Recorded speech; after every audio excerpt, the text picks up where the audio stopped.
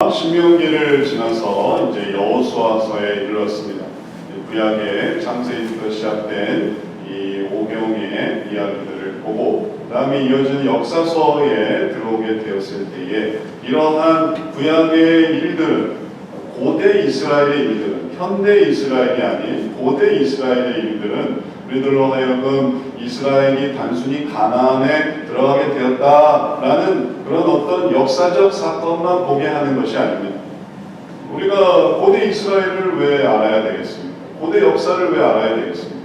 뿐만 아닙니다. 현대 이스라엘이 1948년도에 독립하게 돼서 그리고 어떻게 나라를 이뤄갔는지 우리가 현대 이스라엘을 왜 이해해야 되겠습니까? 그리고 또 그 전에 그들은 어떻게 여러 나라에 복속당하고 침략당하고 그리고 결국은 나라가 망하게 된 것, 왜 그런 거는 성경에 왜 나오지 않습니까? 그건 정말 역사죠. 어떻게 이 이스라엘이 또 신약에서 이스라엘이 예수님 이후에 이스라엘이 어떤 말로를 겪게 되었는가, 어떻게 로마에 의해서 정복당하게 되고 그 다음에 또 나타나는 여러 세력들에 의해 그 나라가 어떻게, 그런 것들은 성경에 기록되어 있지 않습니다.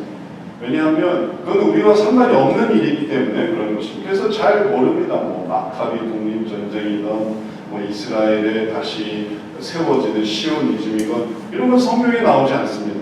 중요하게 나오는 것은 하나님께서 세우셨던 아브라함, 이삭, 야곱, 요셉, 그리고 이어지는 이 12지파와 그리고 그들이 가나안에 이르렀던 그 과정 속에 하나님이 어떻게 역사하셨는가, 이런 것들이 중요한 일입니다.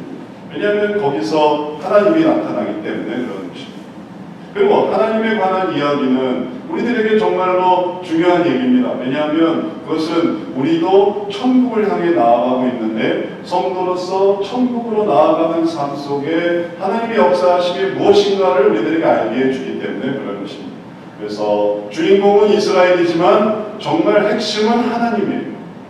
그래서 성경인 것입니다. 나타났다는 그 많은 그 민족들이 주인공이 아닙니다. 이스라엘이 주인공이지만 핵심은 이스라엘이 아니고 핵심은 하나님인 것입니다. 그래서 우리가 성경을 읽는 것입니다. 이걸 모르고 내가 왜 고대 이스라엘을, 왜 그들의 족보를, 왜 그런 역사를 왜 해야 되느냐고 한다면 이제 성경의 기본적인 신앙의 의미를 망각하니까 그런 것이죠. 그렇기 때문에 그 이유도 보지 않는 것이고, 이제 이것을 우리가 기억한다면 성도가 천국으로 들어가는 그 과정 속에 이어지는 일들이 이스라엘이 가나안에 들어가는 일들과 아주 유사하게 나타나고 있습니다. 오늘 말씀에서도 그것이 나타납니다. 그것은 순종의 원리를 통해 이루어집니다. 그런데 이 순종의 원리는 단순히 행동으로만 나타나는 게 아닙니다. 마음의 순종이 있습니다. 하나님께서는 행동만 말씀하신 게 아닙니다. 하나님께서 행동도 말씀해 주셨죠. 그러나 마음도 말씀해 주십니다. 그리고 그것이 아주 본질적인 얘기입니다. 우리도 가나안에 가던 이스라엘 백성들처럼 천국을 향해 나아갈 때 행동으로만 천국에 간다고 생각해서는 안 됩니다. 주님은 그런 것을 원하시는 것이 아닙니다. 행동으로만, 겉으로만, 모습으로만, 몸으로만, 그런 것들은 하나 소용이 없는 얘기입니다. 그거는 껍데기일 뿐이니까. 한번 생각해 보십시오. 내 옷을 갖다가 놓는다고 해서 그것이 출석 체크가 되겠습니까? 나는 없는데 내 옷만 갖다가 놓는다고? 내 껍데기만 갖다 놓는다고? 그럼 그것이 출석이 되겠습니까? 수업에 내가 안 오고 내 껍데기, 내 모형, 내 삶의 일부만 갖다 놓고 자, 수업 들었습니다 라고 할 수 있겠습니까? 그럴 수는 없습니다. 본질은 여기 있는데, 내 본질은 뭐 산으로, 들로, 혹은 뭐 놀이동산으로, 혹은 해외로 가 있는데 나의 껍데기만 수업에 갖다 놓는다. 그리고 출석으로 인정을 해주세요. 그러면 그것도 마찬가지죠. 천국도 껍데기만 천국 가는 거예요. 내 본질은 여기 있는데, 본질은 세속 속에 있는데, 본질은 심판으로 나아갔는데 꼭대기는 천국에 가는 것이죠. 그러니 우리들이 이 두 가지를 일치시켜야 합니다. 하나님께서는 바로 이 두 가지의 일치를 보여주고 있습니다. 그것이 오늘 말씀에 나타난 6절의 내용입니다. 이 6절 말씀 우리 같이 함께 읽어보도록 하겠습니다. 강하고 담대하라. 너는 내가 그들의 조상에게 맹세하여 그들에게 주리라 한 땅을 이 백성에게 차지하게 하리라. 주님께서는 뭐라고 말씀하십니까? 강하고 담대하라. 이건 마음에 관한 얘기지 않습니까? 다른 거는 할 수 있겠어요. 예를 들어서 땅을 차지해라, 전진해라, 혹은 나아가라. 이거는 행동이지 않습니까? 그런 건 할 수 있겠어요. 그런 것도 말씀해 주셨습니다. 그래서 2절 말씀에 구체적으로 그 앞선 9절에서 이미 말씀해 주셨는데 내 종 모세가 죽었으니 너는 이 모든 백성과 더불어 일어나 이 요단을 건너 내가 그들 곧 이스라엘 자손에게 주는 그 땅으로 가라 할 일도 분명히 말씀해 주셨어요. 그러나 그게 전부가 아닌 것입니다. 가라, 누구와 더불어 일어나, 그래서 뭘 건너, 요단을 건너, 그리고 이스라엘 자손에게 주는 그 땅 가나안으로 가라. 얼마나 명확합니까? 얼마나 구체적입니까? 이제 그것만 하면 되지 않습니까? 그런데 주님께서는 그것만 말씀하시지 않고 아까 보았던 것처럼 강하고 담대하라 라고 말씀하십니다. 강하고 담대. 마음에 관한 부분. 두려워하고 의심하고 불안해하고 그러면서 해도 된다가 아니고 그러면 안 되는 거예요. 명령은 두 가지였습니다. 행동과 마음. 행동에 대해서 해라 하시고 마음도 강하고 담대해라 라고 말씀하셨습니다. 마음에 대한 부분도 하나님께서는 이스라엘 백성들에게 원하시는 것입니다.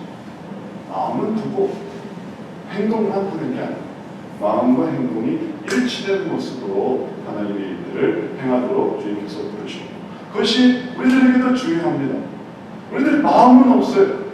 마음은 손밭에 있어요. 마음은 세속에 있어요. 그리고 몸은 여기 있습니다. 그리고 몸은 뭔가를 해요. 그러면 그것은 무슨 소용이 있겠습니까? 마음이 없는.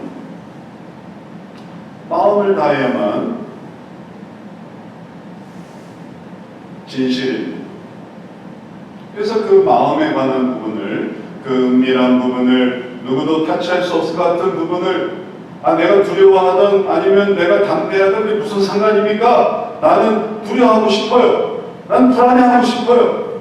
그리 내버려 두세요. 하여튼 가면 될 거 아닙니까? 그게 아니다. 그렇게 해서는 가는 게 아니다. 그렇게 해서 진짜 가는 게 아니다. 두려워하지 않으면서 가야 된다. 불안해하지 않으면서 가야 된다. 믿으면서 가야 된다. 의지하면서 가야 된다.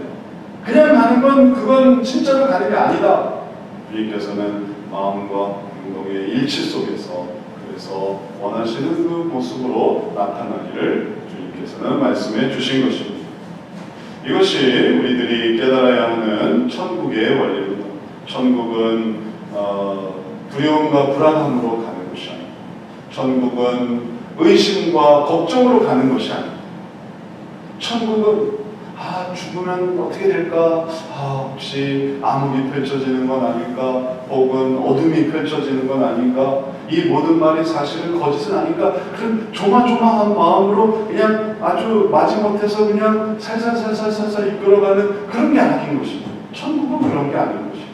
그렇게 생각한다면 천국을 잘못 얘기하는 것입니다.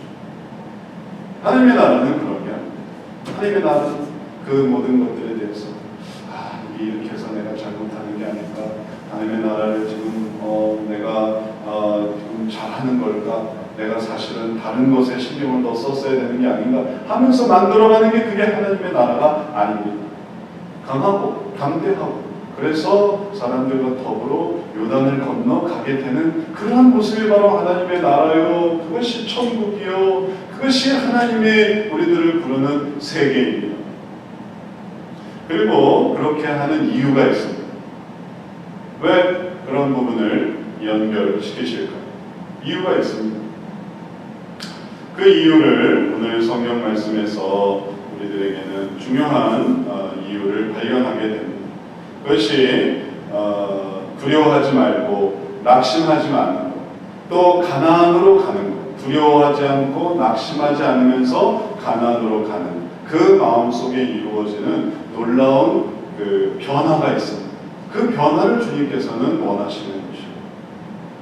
단순히 행동과 마음의 일치, 두려워하지 않고 낙심하지 않으면서 가나안으로 간다. 그러면은 이 두 가지가 그냥 함께 이루어지는 어떤 상태, 이렇게 생각할 수 있을지 모르겠지만 이것은 일종의 그 시너지가 있습니다. 연합하는 그런 원리가 있습니다.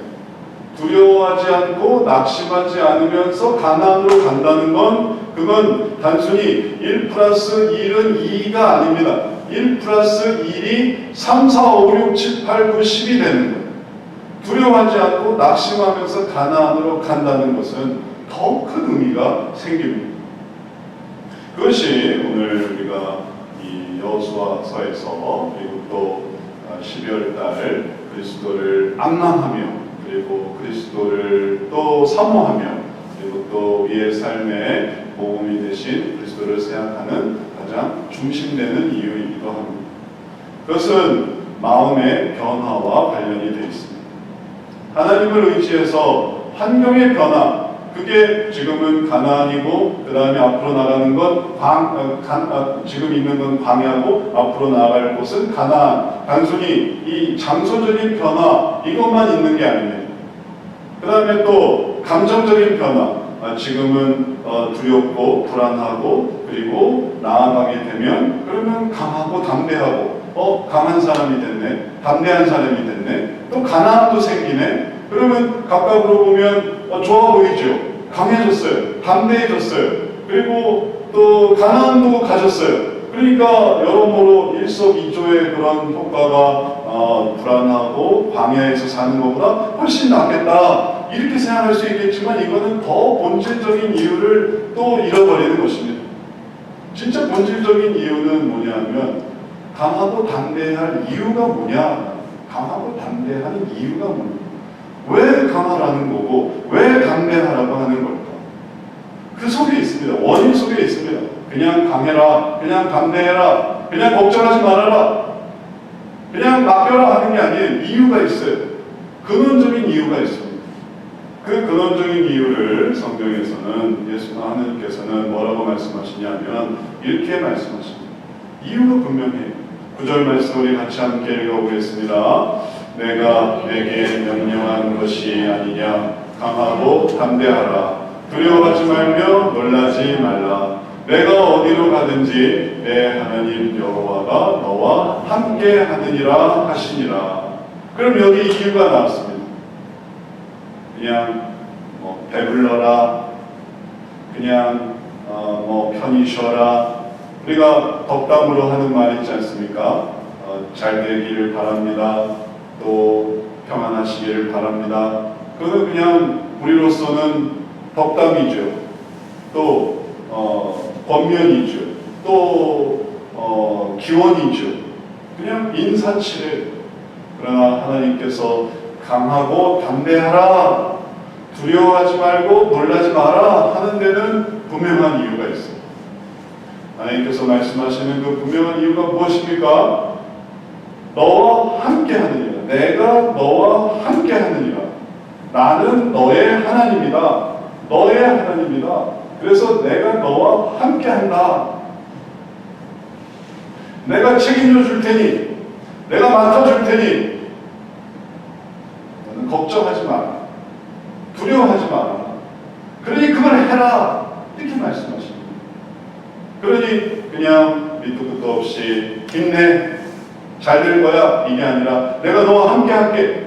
내가 너의 모든 원수를 막아줄게. 또 내가 너의 능력을 나타나게 해줄게. 너의 길을 내가 예비해 줄게. 그렇게 말씀하시니 얼마나 마음이 좋습니다. 얼마나 마음이 위로가 됩니다. 얼마나 힘이 생깁니다. 이유가 있습니다. 뒤를 봐준다고 한다고 해보세요. 그 위대하신 하나님께서 얼마나 위로가 됩니다. 전폭적으로 지지해 주마. 그러니 강하고 담대하게 그 일을 해라. 얼마나 위로가 돼요. 위로가 안 되겠습니까? 그래도 불안하겠어요. 그렇게 하나님이 도와주신다고 해도 그래도 전 못하겠는데요. 저는 안 되는데요. 그러면 그건 뭘 의미합니까? 하나님이 그 능력이 없고 하나님이 지금 거짓말하는 거고 하나님이 사실은 나를 등 떠밀어서 나 혼자만 보내려고 하는데 지금 속이려고 하는 거고 하나님에 대한 의심일 뿐이에요. 하나님에 대한 무지일 뿐이에요. 그러나 하나님이 어떠한 분이신지를 알고 그리고 그 하나님의 정말 나를 사랑하시고 진실하신 분이 이렇게 말씀하셨다는 것을 깨닫는다면 그러면 강하고 담대한 저절로 나오는 예전에 제가 저희 형님이랑 초등학교 때 저희 형님이랑 형님 친구들이랑 놀이동산을 간 적이 있어요. 놀이동산에서 귀신의 집을 들어가는데 귀신의 집을 들어가게 됐어요. 난 도저히 못 들어가겠다. 난 도저히 못하겠어. 난 안 갈래. 그러니까 형이 이제 같이 가자. 너 혼자 여기만 둘 수 없다. 같이 가자고 하는 거야. 하도 그냥 같이 가자고 해가지고 그러면 나는 형 뒤에만 있을게. 그래서 나는 형 뒤만 끌고 갈게. 나는 안 볼 거야. 귀신의 집 뭐가 나올지 몰라서 난 무서워서 난 안 볼 거야. 난 뒤만 쫓아갈게. 그렇게 해가지고 귀신의 집을 들어갔어요. 진짜 눈 딱 감고 등 뒤에 딱 붙어가지고 그리고 뒤에서 쫓아가는데 앞에서 꽥꽥거리고 막 딱 거리고 막 그런데 저는 하나도 안 무섭더라고요. 하나도 안 무서웠어요. 하나도 안 보이니까 아무것도 볼 수가 없으니까 하나도 안 무서웠어요. 그래서 그 귀신의 집을 통과했어요. 어떻게 생각하면 그 무서우려고 가는 게 귀신의 집인데 스릴을 느끼려고 가는 게 귀신의 집인데 그래서 이게 뭐야 재미없어 이 정도면 하나도 안 무서워. 그러면 얼마나 실망스럽습니까? 귀신의 집은 놀래켜줘야 되는데 근데 그 귀신의 집을 그런 식으로 통과해 버렸으니 재미가 하나도 없지 않았을까 혹은 그거는 별 의미가 없지 않았을까 생각할 줄 모르겠지만 그 당시에 나름 저로서는 성공했어요. 왜냐하면 안 들어갈 수도 없고 다 들어간다는데 안 들어갈 수도 없고 들어가기는 해야 되겠는데 뭐가 나올지 몰라서 무섭고 그때 저는 초등학생이었고 그러니 이 어쩔 수 없는 피할 수 없는 그 공포와 두려움을 이겨내는 방법은 그냥 안 보고 그냥 지나가는 것이었고 저로서는 아주 성공적이었어요. 그러니까 자신감이 있더라고요.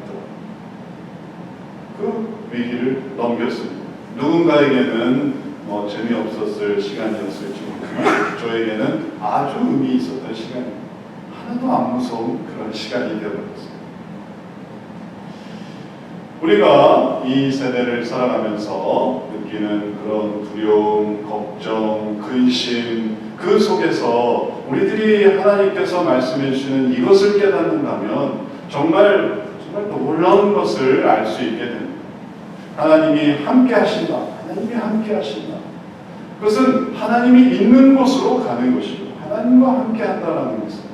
그래서 하나님이 함께 해줄 테니 하나님과 함께 해서 움직이게 하시는 그곳을 나아간다면 그것은 무엇을 의미하냐면 하나님이 이끄시는 그곳에 나아간다는 것을 의미합니다. 반대도 마찬가지입니다. 하나님이 함께 한다고 하지만 하나님이 붙들어준다고 하지만 그러나 저는 하나님보다 두려움이 더 커서 저는 못하겠습니다 한다면 그것은 결국 하나님이 있는 곳이 아닌 곳으로 가는 거예요. 그래서 선택이 주어지는 것입니다. 형제와 함께 할 것인가? 그래서 계속 갈 것인가? 아니면 나 혼자 남을 것인가? 따라가자니 두렵고 남자니 외롭고 둘 중에 하여튼 하나를 결정해야 돼요. 외로움을 결정할지 아니면 두려움을 이겨내는 걸 결정할지. 하나님께서 우리들에게 뭘 말씀해 주시는가 하면 하나님과 함께해서 두려움을 이겨내서 그것을 통과해서 그 다음 단계로 나아가기를 원하시는 거예요. 천국이 바로 그것입니다. 천국에 대한 두려움은 이루 말할 수가 없어요. 죽음을 앞두고 있는 겁니다. 죽음 이후에 우리가 들었던 많은 이야기들, 그리고 또 많이 보았던 경험들, 많은 정보들, 그 모든 것이 인간은 한번 죽으면 끝나는 것이 아닌 그 다음에 뭔가가 있다는 것을 보여주지만, 그러나 그 모든 것에 대해서 어느 것도 명확한 결론을 가져다 주지 못합니다. 그건 인정돼요. 그 어떤 것도 있다 하더라도 그것이 정말 만족할 만한 어떤 것이 될 수 없습니다. 그렇게 하나님께서는 또 가리셨어요. 죽었다 살아난 사람이 있는 것도 아니고, 또 죽음에 대한 어떤 과학적 증거가 있는 것도 아니고, 그 모든 것들은 다 베일 속에 있습니다. 그래서 항상 선택은 내가 내 갈 길을 갈 것인가, 아니면 하나님을 따라서 그래서 이 두려움을 이겨낼 것인가, 이 두 가지로 구별되게 됩니다. 크게 보자면, 더 세분하자면 더 복잡한 마음들이 있겠지만, 근데 그때 만약에 하나님을 따라간다면, 그리고 하나님이 함께 하심을 간다면, 그러면 하나님이 있는 곳으로 가는 것이죠. 그럼 얘기가 달라지는 것이죠. 하나님이 있는 곳이에요. 하나님은 광야에서 그들을 가나안으로 이끌기를 원하셨습니다. 이제 때가 됐습니다. 왜 하나님께서는 그 전에 개개인들이 알아서 가나안이 먼 것도 아닌데 지리적으로 가까운 곳이에요. 각자 빠져서 흩어져서 흡수돼서 가려고 한다면 쥐도 새도 모르게 가나안 민족과 큰 충돌 없이도 가나안에 안착할 수 있어요. 소규모로 한다면. 문제는 뭐냐면 이스라엘이 온 민족으로 나가려고 하니까 문제죠. 그러니까 그들이 대응하는 거죠. 근데 주님은 그걸 원하셨습니다. 그래서 그들을 무찌르고 그 땅을 차지하게 되기를 원하시는 거예요. 흡수되어지기를 원하시는 게 아니라 그걸 충돌을 통해서 그들을 심판하고 그리고 그 땅을 얻게 되기를 원하시는 것입니다. 그것이 가나안의 의미였고, 이제 광야에서 가나안으로 간다는 건 광야에서 돌보셨던 그 하나님을 따라서 그대로 그 편제를 유지하고 진을 유지하고 진영을 유지하고 그리고 체계를 유지해서 그대로 그들이 어떤 새로운 가나안 민족의 그 하부에 붙어서 또 다른 노예가 되고 또 다른 어떤 최하층으로 들어가는 혹은 존재감 없는 개개인으로 들어가는, 그래서 한 사람 한 사람이 그저 단지 가나안의 발을 딛고 있다는 것으로 끝내는 게 아닌, 그들이 이스라엘 민족으로 하나님을 섬기며 성전을 가지고 그리고 또 성막을 가진 그 체계를 가지고 그대로 들어가게 되기를 원하셨던 거예요. 그리고 전쟁이 필요하면 전쟁을 하고 그리고 싸움이 필요하면 싸움을 하고, 그러면서 나타내는 건 뭐냐면 하나님이 있는 곳에 들어가는 것이죠. 하나님이 인도하시는 곳에 내가 거기에 내 성막을 세울 거다. 그러니 너희가 들어가라. 그래서 여기에 하나님과 함께 하는 거예요. 그래서 나라를 세우고 거기에 이전의 성막이 아닌 성전을 세우고 그리고 거기서 하나님을 믿는 믿음의 삶을 나타내는 것. 이렇게 생각해 보면 하나님의 나라가 얼마나 큰 의미를 가지고 있는지를 알 수 있습니다. 하나님의 나라는 나는 일단 천국에 들어가면 저 구석에 처박힐 거야. 그래서 거기서 그냥 거긴 눈물도 없고 그리고 또 슬픔도 없고 그리고 먹을 것도 많이 있다고 하니 나는 저 천국 구석에서 그냥 편안히 영생을 누리고 싶어. 천국이 그런 게 아니란 말이에요. 가나안을 보세요. 가나안이 그럴 수가 있겠습니까? 가나안이라는 곳이 그럴 수가 있겠습니까? 전쟁도 없고 전투도 없고 진을 형성하는 것도 없고 소속감도 없이 아무것도 없이 그냥 내 발로 들어가서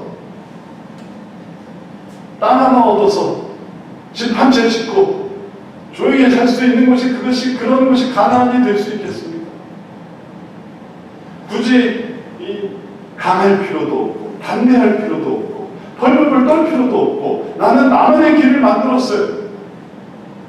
교회도 생각해 보십시오. 교회로 들어가면 골치 아파요.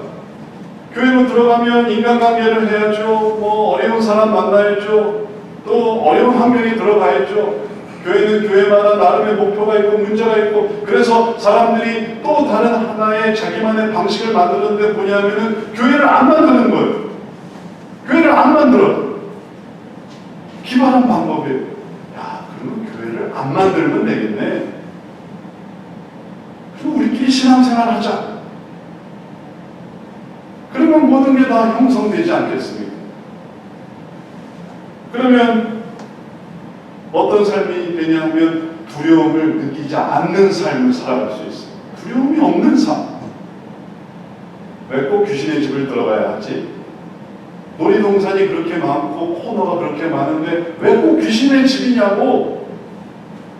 그 중에 한 사람만 포섭하면, 한 사람만 포섭해서 나랑 있어줄 한 사람만 만들 수만 있다면, 그럼 난 귀신의 집을 안 들어갈 수 있을 텐데.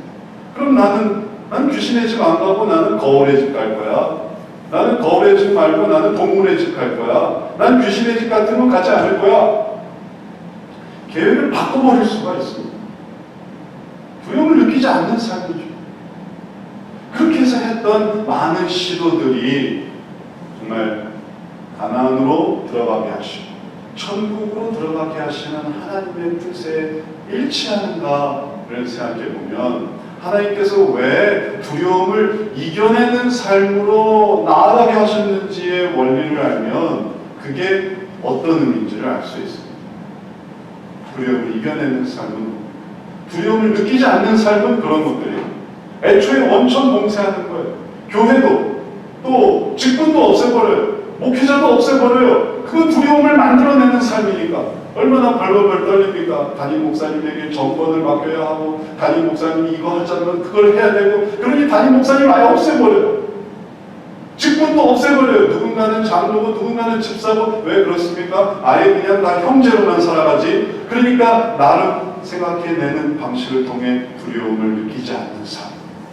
그리고 그러한 삶의 방식이 만들어내는 이 세상 속에서의 일들이 뭐였습니까? 그건 경쟁도 없고, 그건 마주칠 필요도 없고, 다툴 필요도 없고, 그건 노력할 필요도 없는 그냥 유유자적한 삶을 만들어내는. 그리고 그 결과가 뭐겠어요? 하나님을 부를 필요도 없는 것, 하나님을 의지할 필요도 없는 것. 그게 결국 그들로 하여금 천국에 이를 것인가? 천국을 이룰 것인가? 하나님의 나라를 형성할 것인가? 우리는 생각해 볼 필요가 있습니다. 그걸 생각하는 이유는, 그럼 우리는 왜 그걸 하죠? 그 사람들은 기발한 걸 많이 만들어냈어요. 목회자도 없어요. 직분자도 없어요. 교회 체계도 없어요. 모임도 없어요. 그리고서는 그들의 신앙을 유지한다고 해요. 우리는 왜 그렇게 하지 않을까요? 우리는 왜 여전히 목회자가 있고, 왜 조직이 있고, 직분이 있고, 왜 그런 교회를 왜 만들려고 할까요?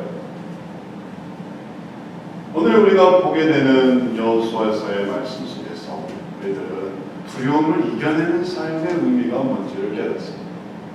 그건 하나님을 모셔드리는 삶입니다. 하나님께 바짝 붙어있는 삶입니다.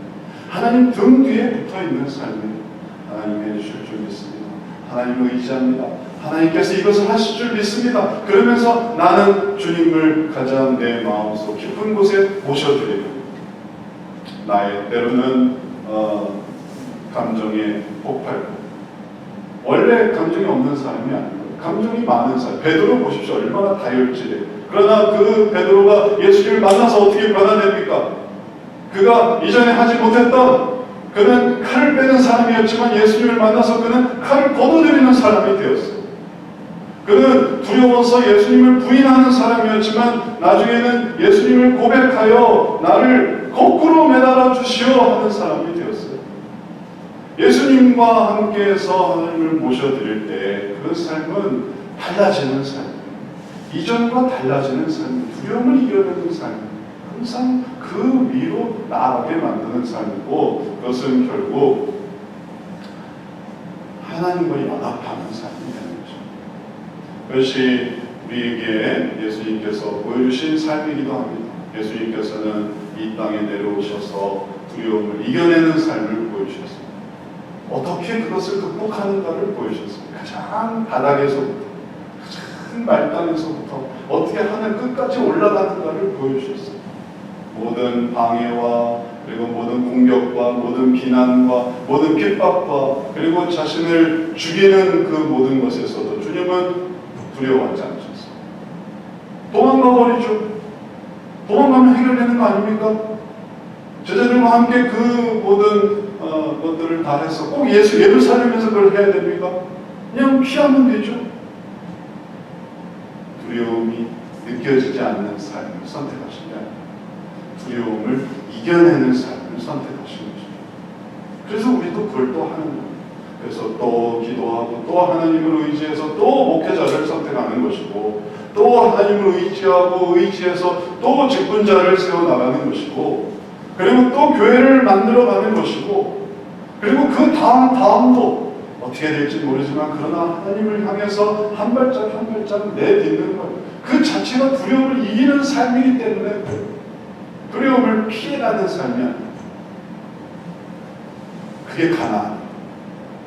그리고 그럴 때 천국이 형성.